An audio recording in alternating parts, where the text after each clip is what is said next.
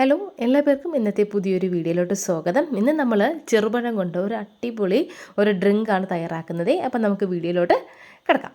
അതിനായിട്ട് ഞാനിതാ ഇവിടെ ഒരു ബൗൾ എടുത്തിട്ടുണ്ട്. ആ ഒരു ബൗളിലോട്ട് ഒരു 4 ചെറുപഴം എടുത്തിട്ടുണ്ട്. ഇനി ഇതിലോട്ട് നിങ്ങൾക്ക് എത്രയാണോ മധുരം വേണ്ടത് അതിനനുസരിച്ച് പഞ്ചസാര ചേർത്ത് കൊടുക്കണം. അതൊക്കെ നിങ്ങളുടെ മധുരത്തിനനുസരിച്ച് വ്യത്യാസം വരും.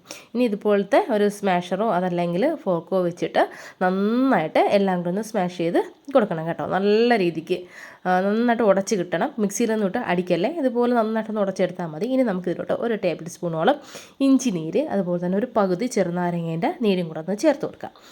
നന്നായിട്ട് മിക്സ് ചെയ്ത് കൊടുക്കുക. എന്നിട്ട് ഇതെല്ലാം കൂടെ ഇഞ്ചി നീരും ഇതൊക്കെ ചേർത്തതിന് ശേഷം നന്നായിട്ട് മിക്സ് ചെയ്ത് കൊടുക്കുക. അതുപോലെ തന്നെ നമ്മുടെ പഞ്ചസാര നന്നായിട്ടൊന്ന് മിക്സ് ചെയ്ത് എടുക്കണം കേട്ടോ. പഞ്ചസാര നന്നായിട്ടൊന്ന് മെൽറ്റായിട്ട് കിട്ടണം ഈ പഴത്തിനോടൊപ്പം തന്നെ. ഇനി നമുക്കിതിലോട്ട് നല്ല തണുത്ത ഫ്രിഡ്ജിൽ വെച്ച വെള്ളം, അപ്പോൾ നിങ്ങൾക്ക് നല്ല തണുപ്പ് വേണ്ടായെങ്കിൽ നമ്മൾ സാധാരണ വെള്ളമാണെങ്കിലും മതി, ഒഴിച്ചു കൊടുത്താൽ മതി. എന്നിട്ട് നന്നായിട്ട് എല്ലാം കൂടെ ഒന്ന് മിക്സ് ചെയ്ത് യോജിപ്പിച്ച് കൊടുക്കണം. കണ്ടല്ലോ, അപ്പോൾ ഒത്തിരി വെള്ളം അങ്ങോട്ട് ഒഴിക്കില്ലേ, ചെറിയതായിട്ടൊരു കട്ടിക്ക് വേണം ഇതിരിക്കാനായിട്ട്. ഓവറായിട്ട് കട്ടി വേണ്ട, ചെറിയ രീതിയിലൊരു കട്ടിക്ക് വേണം ഇരിക്കാനായിട്ട്. ഇനി നമുക്കിതിലോട്ട് ഞാൻ ഒരു കസ്കസ് വെള്ളത്തിൽ കുതിർത്ത് വെച്ചിട്ടുണ്ടായിരുന്നു, അതിനും കൂടെ നമുക്കൊന്ന് ചേർത്ത് കൊടുക്കാം.